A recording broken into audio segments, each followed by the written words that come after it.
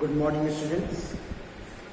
पिछले चैप्टर्स में हमने अलाउद्दीन खिलजी की प्रारंभिक अवस्था की जानकारी हासिल की थी। उस काल में हमने देखा था कि उसने अपने ससुर और सगे चाचा जलालुद्दीन, जो कि दिल्ली सल्तनत का सुल्तान था, उसकी हत्या करके गद्दी को हासिल किया था और धोखे से उसे कड़ा इलाहाबाद के समय बुला करके उसकी हत्या कर दी थी और तत्पश्चात धन को लुटा करके उसने दिल्ली पर अपना अधिकार कायम किया था, अपने विरोधियों को अपने पक्ष में कर लिया था और अपने चचेरे भाई और जलालुद्दीन के ज्येष्ठ पुत्र,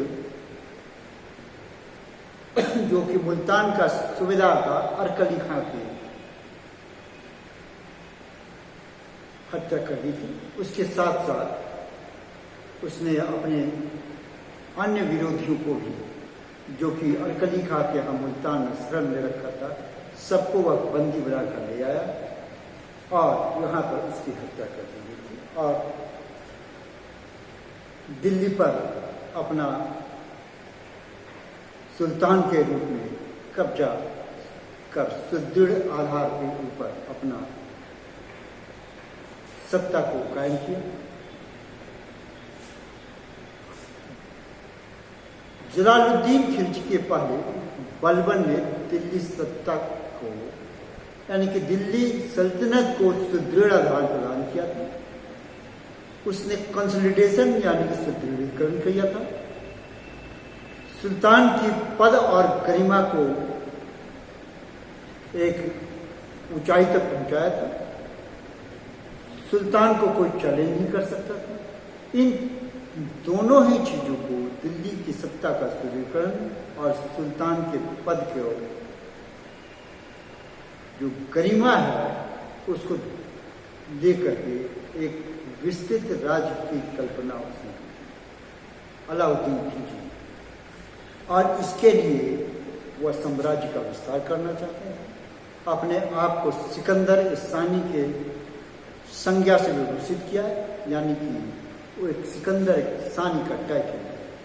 अब उसने जो राज्य का विस्तार किया, इसका अध्ययन हम दो भागों में करते हैं, एक तो उत्तरी भारत और दूसरा दक्षिणी भारत।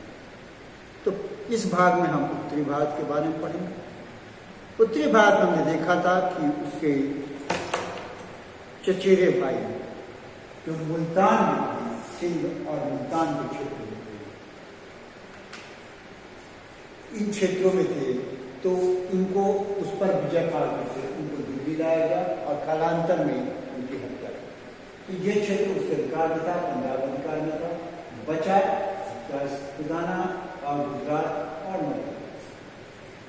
अब इन पर वह आक्रमण करता है और विजय पाता है।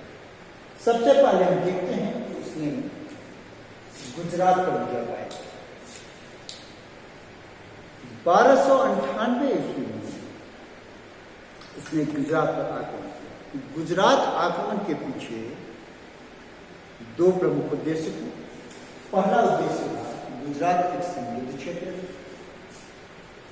और गुजरात जो कि समुद्र से सटता हुआ क्षेत्र है, इसका व्यापार विदेशों से होता था और विदेशों से प्रमुख रूप से इसका व्यापार ईरान, टर्की और अरब के अन्य देशों के साथ होता है।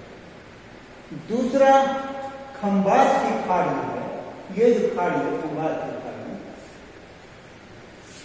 ये जो क्षेत्र है, घोड़े के व्यापार के लिए मशहूर माने जाते हैं। तो घोड़े का व्यापार, अरब से घोड़े के व्यापार होते थे और उस वक्त युद्ध के लिए, संदेशों को पहुंचाने के लिए तेज रफ्तार वाले मजबूत घोड़े चाहिए थे और ये गुजरात से ही नहीं मिलता। तीसरा बात कि गुजरात मंदिरों का नगर था। यहाँ के मंदिरों में संपत्ति काफी इकट्ठे थे, जैसा कि हमने देखा था कि महमूद गजनवी ने सोमनाथ के मंदिर को लूटा था। तो इन तीन कारणों से, और सर्वप्रथम क्या सर्वोपरि जो इसकी महत्वाकांक्षा थी, जो भारत विजय की, उसकी ओर अग्रसर होने के लिए उसने गुजरात पर आक्रमण किया। गुजरात पर आक्रमण करने के लिए इसने दो सेनापतियों को नियुक्त किया। एक का नाम था नुसरत खां और दूसरा का नाम उलूग खां। नुसरत खां और उलूग खां इसके भाई होते थे, और इन दोनों के नेतृत्व में इसने गुजरात पर आक्रमण किया। गुजरात का शासक राय कर्णदेव, जो एक बघेल शासक था, राजपूतों की एक प्रजाति की बघेल शासक था। राय कर्णदेव पर आक्रमण अचानक से हुआ। वह इसके लिए तैयार नहीं था, अतः वह भागकर अपनी पुत्री के साथ महाराष्ट्र के क्षेत्र में देवगिरी, जो कि औरंगाबाद के पास है, यहाँ पर औरंगाबाद, जिसके आप जानते हैं अजंता एलोरा का नाम सुना होगा आपने, वहीं पर औरंगाबाद है, वहीं पर भागकर शरण लिया। लेकिन इसकी राजधानी अनिलवाड़ा पर अलाउद्दीन की सेना ने कब्जा कर लिया, और यहीं पर कब्जा करने के पश्चात इसकी पत्नी कोमल देवी को वो अपने संरक्षण लेकर के वो दिल्ली ले गए, जहां पर अलाउद्दीन खिलजी ने उससे विवाह यानी कि निकाह पड़ गया। अनिलवाड़ा के साथ साथ उसने अन्य नगरों पर भी विजय पाया, और ये नगर थे सूरत, जो ताप्ती नदी के किनारे बसा हुआ है सूरत, और सूरत के साथ साथ उसने अन्य नगरों पर भी उसने विजय प्राप्त किया, और उन विजयों से उसे अपार संपत्ति मिली। खंबात में ही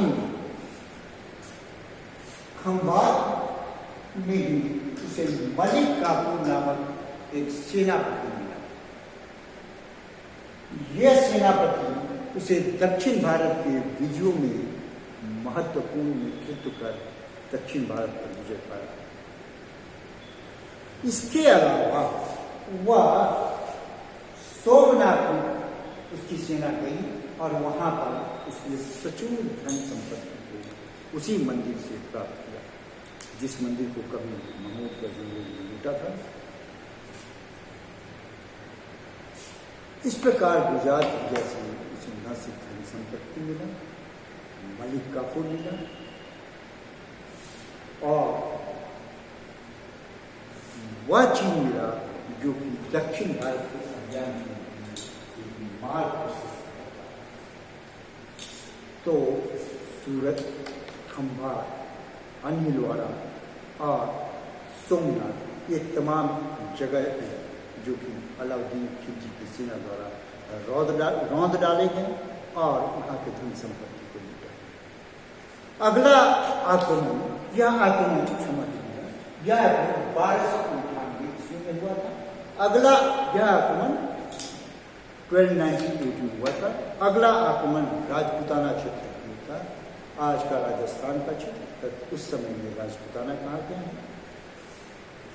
ऐसा माना जाता है कि उसने पहले जैसलमेर पर भी आक्रमण किया था, इस क्षेत्र पर, लेकिन हमारे पास ऐतिहासिक रूप से प्रचुर प्रमाण नहीं मिलते हैं। लेकिन विद्वानों का मानना है कि गुजरात आक्रमण के दौरान उसने वहां पर आक्रमण किया था। फिर उसका नेक्स्ट आक्रमण रणथंबोर हुआ था। रणथंबोर पर आक्रमण का उद्देश्य कुछ और था। रणथंबोर ये क्षेत्र है, यहां पर हमीर देव का शासन था। सेना जब गुजरात से लौट रही थी, उस लौटती सेना का राजकोष या संपत्ति को लेकर के कुछ सैनिकों ने हमीर के किले में शरण ले लिया,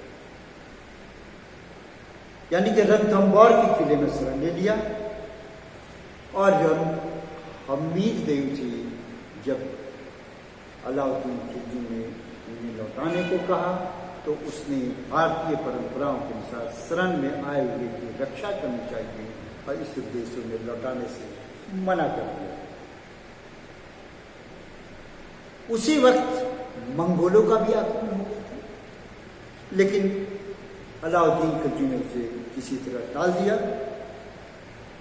फिर उसने 1300 सैनिकों के साथ में नुसरत खां और उलुग खां की एक टुकड़ी भेजी, लेकिन यह टुकड़ी सफल नहीं हो सकी। इतना ही नहीं, नुसरत खां इस आक्रमण में जब रिटेलिएशन हुआ अमीर देव का तो उसमें वो मारा गया और उलुग खां को भाग करके शरण लेनी पड़ी। अंततः अलाउद्दीन खिलजी को स्वयं एक बड़ी सेना लेकर के आना पड़ा और उस सेना के कारण एक लंबे अंतराल के बाद में 1301 ईस्वी में रणथंभौर पर विजय प्राप्त किया जा सका। तो इस प्रकार दो क्षेत्रों पर, एक तो क्षेत्र पर, दूसरा रणथंभौर के क्षेत्र पर विजय पाया गया। अब तीसरा था चित्तौड़। चित्तौड़ का वर्णन, आक्रमण के वर्णन अमीर खुसरो की रचना में मिलता है। यहां का राजा रतन सिंह थे। राजा रतन सिंह एक वीर व्यक्ति था, वीर राजा था, वीर सेनापति था। चित्तौड़ पे आक्रमण के पीछे में इतिहासकार का मानते हैं कि चित्तौड़ का उद्देश्य सामरिक था, क्योंकि यही वह रास्ता है जो दक्षिण भारत में दिया था और यहीं से राजपूत राज्यों पर नियंत्रण भी किया जा सकता था। मगर कुछ विद्वान मलक मोहम्मद जायसी की रचना पद्मावत के आधार पर मानते हैं कि वह उसकी रानी पद्मावत की सुंदरता के कारण उसने चित्तौड़ पर आक्रमण किया, लेकिन इतिहास इस बात की कोई भी प्रमाण नहीं देता है। चित्तौड़ का आक्रमण निसंदेह रूप से एक सामरिक उद्देश्य से किया गया था। अलाउद्दीन खिलजी स्वयं चित्तौड़ पर आक्रमण किया था और यहां का राजा रतन सिंह इस युद्ध में पराजित हुआ था और उसके बाद वहां पर चित्तौड़ में अलाउद्दीन ने अपने एक पुत्र खिज्र खां को यहाँ का प्रशासक नियुक्त कर दिया। अलाउद्दीन इन सफलताओं से काफी प्रसन्न होकर के, काफी उत्साहित होकर के उसने मध्य भारत के अन्य क्षेत्रों पर भी विजय के लिए अग्रसर हुआ और उसने अपने एक सेनापति ऐनुल मुल्क को 1305 ईस्वी में मालवा विजय की ओर भेजा। मालवा का राजा महलक देव भाग करके मांडू शरण में लिया, मध्य प्रदेश में मालवा का क्षेत्र मांडू शरण में लिया, लेकिन ऐनुल मुल्क ने मांडू पर भी अधिकार कर लिया और दोनों ही क्षेत्रों पर अधिकार करने के पश्चात अलाउद्दीन ने ऐनुल मुल्क को उस क्षेत्र का प्रशासक नियुक्त कर दिया। अगला आक्रमण 1308 ईस्वी में सिवाना के विरुद्ध हुआ। यहाँ का राजा शीतल देव था। अलाउद्दीन खिलजी स्वयं सिवाना की ओर बढ़ा और उस पर आक्रमण कर उस पर विजय पाया। शीतल देव युद्ध में मारा गया और यहाँ पर कमालुद्दीन नामक एक सेना नायक और प्रशासक को नियुक्त किया गया। 1311 में उसने जालौर पर आक्रमण किया। हालांकि जालौर पर पहले भी वह विजय प्राप्त कर चुका था, परंतु यह पूर्ण रूप से विजित नहीं था। अतः इस पर पूर्ण रूप पर अधिकार करने के लिए 1311 में उसने आक्रमण किया और जालौर यानी कि जावलीपुर अब अलाउद्दीन खिलजी के साम्राज्य का हिस्सा बन गया। तत्पश्चात उसने राजपूताने के कुछ क्षेत्रों पर और अधिकार करने की कोशिश किया और ये राज्य थे बूंदी, टोंक, मंडोर और मारवाड़ के प्रदेश। कुछ छोटे मोटे राज्य स्वयं समर्पण कर दिए, लेकिन बूंदी, टोंक, मंडोर और मारवाड़ पर उसने विजय प्राप्त किया। और इन विजयों से हम देखते हैं कि इस तमाम हिस्से पर उसका अपना अधिकार क्षेत्र हो गया था। अब उसके पास बचे हुए हिस्से में थे जम्मू कश्मीर और बंगाल का क्षेत्र। लेकिन अगला काम उसने दक्षिण भारत की ओर करने का संकल्प के साथ कोशिश किया और इसमें उसे प्रचुर सफलता प्राप्त की। तो आज इस अध्याय में हम आज उत्तरी भारत तक के अभियान की बात करेंगे। और हाँ, एक चीज़ और बता दें, उत्तरी भारत में किए गए अभियान मध्य भारत, जो मध्य प्रदेश मालवा का क्षेत्र का, गुजरात का और राजस्थान का जो क्षेत्र है, इसको उसने अपने राज्य के डायरेक्ट कंट्रोल में आया, यानी कि सीधा नियंत्रण में ले लिया। लेकिन दक्षिण भारत के मुद्दे को देखेंगे कि वो इनडायरेक्ट कंट्रोल में लिया था, जो हम अगले लेक्चर में इस चीज़ का विश्लेषण करके पढ़ेंगे। आज इतना ही।